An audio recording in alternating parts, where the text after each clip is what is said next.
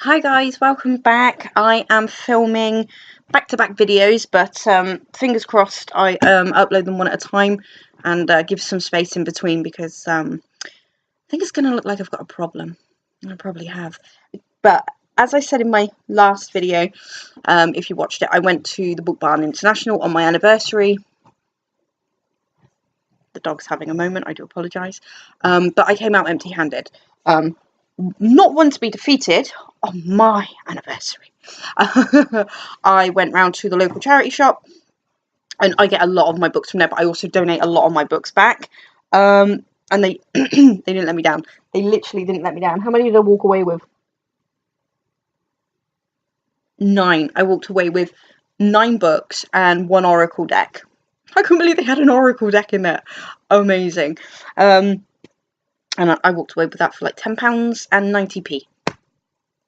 Amazing. So let's crack on. So the first book is The Knife of Never Letting Go, and winner of the Guardian's Children Fiction Prize, by Patrick Ness. It's about Todd. He lives in a town where everyone can hear each other's thoughts. I lived there. That would be really dangerous. There are no secrets, apparently. But 1 month away from his birthday that will make him a man, Todd unexpectedly stumbles upon a spot of complete silence, which is impossible. People have been lying to him. The town have been lying to him. So I have heard of this book. I'm going to take the sticker off. I'll do that afterwards, sorry. Yes, I'm really excited to give it a go. I'm not entirely sure if it will be my bag, but if not, I'll just cycle it back to the charity shop. And they can sell it again for 99p. And the next one I actually bought because I like the cover.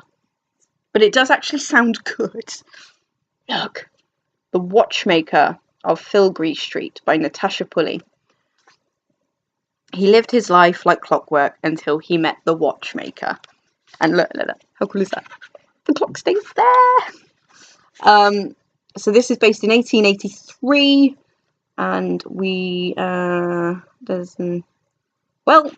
it's about a watchmaker and a clockmaker. Don't want to bore you by reading it, but at the same, alright, hang on. Thaniel Steepleton returns to his tiny flat to find a gold pocket watch on his pillow. When the watch saves his life from a blast that destroys Scotland Yard, he goes in search of its maker. Katia, a kind, lovely Japanese immigrant. Okay, so, sorry. I don't punctuate either. That's the watchmaker.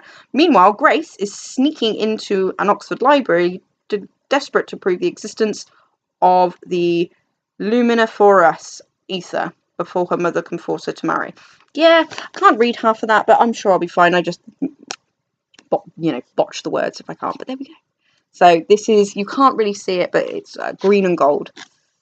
And I did buy it specifically for the cover. No shame. Absolutely no shame. The next book, I was surprised at myself. It's called Seventh Son by Joseph Delaney. Apparently, this is books 1 and 2. I will tell you if this is true momentarily. And no, I don't have, to my knowledge, editing software. So I could pause it, but, ooh, yes, book 2. So I thought, I was looking, again, I think I mentioned, I'm happy to try some, new series to see whether I can get in. Fantasy, no, let me start that sentence again. Sci-fi, I'm all about. Sci-fi series, oh yeah, not a problem. Fantasy, the only fantasy series off the top of my head that I've read, I mean, unless you count June as fantasy, I say June's sci-fi, but I could see it being both. But the only real, fantasy that I've ever really enjoyed was Terry Brooks, the Running with the Demons series that then fed into the Shannara. I've never known how you pronounce it, series. So yeah, I didn't get all for his books, to be fair, but the Running with the Demons I did. I had all of those, and I still have them. And they're one of my favourites. Still coughing. So I thought, well, I'll give it a go. Because there's Iron Maiden song called The Seventh Son. That was my logic. I bought it. Yeah. But apparently, In a world divided into light and dark, John the Spook fights against Easel. Sounds good. But he cannot do it alone. He has had many apprentices. Some have floundered, fled, failed to stay alive. One is left. And he is the seventh son of a seventh son, and he is the last hope. Ooh! We shall see. Wrong pile. And then we have Susan Fletcher's Witchlight. 1692, Corag, a wild young girl living in the mountains of Scotland, has been imprisoned as a witch. Terrified in a cold, filthy cell, she awaits her fate of death by burning, until she is visited by Charles Leslie, an Irishman hungry to question her. For Corag knows more than it seems. She was witness to the bloody and brutal massacre of Glencoe. 1692, witch bought. That was it. That was my reasoning. I've never heard of it, but that doesn't mean anything, because let me tell you, when I went to that book barn and I saw all those books, I'd never heard of half of them. And you think you know. You're like, I have a good grasp. You have no idea. You don't know anything. There was so many. 1 million books, according to the sign outside. But, yeah, never heard of Susan Fletcher. Never heard of this book. So pleased that I found it, because I think it sounds amazing. Excuse me. Sorry. And then the next book, seriously, it would just go on and on. The Devil in the Marshalsea. I'm sorry. London, 1727. So this one mixes London and the past. Tom Hawkins is in trouble. He's in prison. But when an inmate is brutally murdered, the prison is soon gripped in fear and suspicion. And worst of all, Tom is sharing a cell with the prime suspect. Ooh, so that sounds really good. Who's Antonia Hodgson, published by Hodder. So, it's got a book club sticker on it. Does that mean there's book club questions at the end? I don't know. But there you go. So, brilliant, said the Times, truly compelling, said the Guardian, and the Daily Mail, we don't care. So, ta-da! Wrong pile again. Right, now we're on to the last 4. I'm sorry, I'm not crying. I just coughed my little heart out. The next book is massive. City on Fire by Gareth Risk Holberg. Okay, and this one is coming in. Hold on. How many pages are you? It's a wee thing at just under 900. Easy. Midnight, New Year's Eve, 1976. 9 lives are about to be changed forever. That was it. That was all I needed. It does actually tell you a bit more in the front. Don't care. And there seems to be some weird bits in between. I don't know what they are. By weird, let me just show you. So, in the middle of the writing, we seem to have extracts. I don't know what it is. And I'm really excited to give it a go. It reminds me of one of the sci-fi books I bought recently. Was it 2030 something? And that had like extracts in it and stuff. We seem to have diary, the family interlude. Look at that. I don't know. So I may actually do a small bit of research on this one before I read it. But if you've read this, let me know.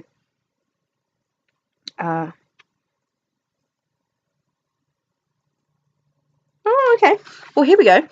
This book felt to me like a DVD box set, in that each chapter was so short that I'd find myself reading just one more, and then finding myself still reading an hour later. I love this book. This is definitely, for me, the best book we've done on the book club this year. Simon Mayo, Radio 2 Book Club. Cool. Seriously, I don't know if that's annoying for you guys, but it really is for me. But I don't know if I get on with it. It might be a bit too outside the box for me, but I'll give it a go. Like I said, I'll recycle it back if not. And now we get on to the most surprising books that I bought. Not because they're rubbish, but because I'd heard of them, of course. I was unsure if I wanted to read them. And then in the charity shop, they had book 1, 2, and 3 for 99p each. That's what, $2.98? How could I say no? Having the first 3 books would give me an indication of whether or not I want to read them. Game of Thrones, book 2. I hope they will follow. A Clash of Kings, and then A Storm of Swords. Steel and Snow. Maybe not. Well, book 1's a good place to start. Who knows? But there we go. I have these books. You'll have to let me know. I don't know. Hang on. So this one's definitely book 1, and this one is definitely a book 2, because it says so. However, the prices are covering up what they are book 1 and book 2 of. It's just been my luck that I bought random, like, because I know that George R.R. Martin, R.R., is a prolific author. So, sorry. I tend to swear.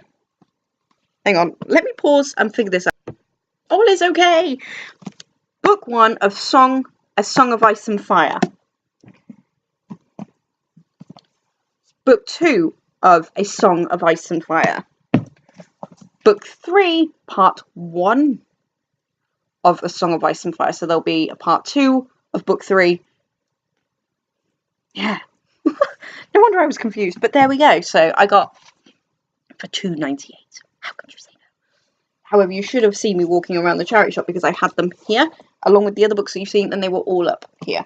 I could barely get to the till. So we got 1, 2, 3, 4, 5, 6, 9. I told you 9. It's been a long day. So there we are. No more. I do have some on my list for Christmas, but I will give them to the husband so he can actually buy them. But I must stay away from all second-hand bookshops currently. Not for money purposes, for space money. For space money? Space reasons. Anyway, guys, thank you. I'm going to love you and leave you because my dinner's ready. Yeah, I'm sure I will see you really soon. Take care.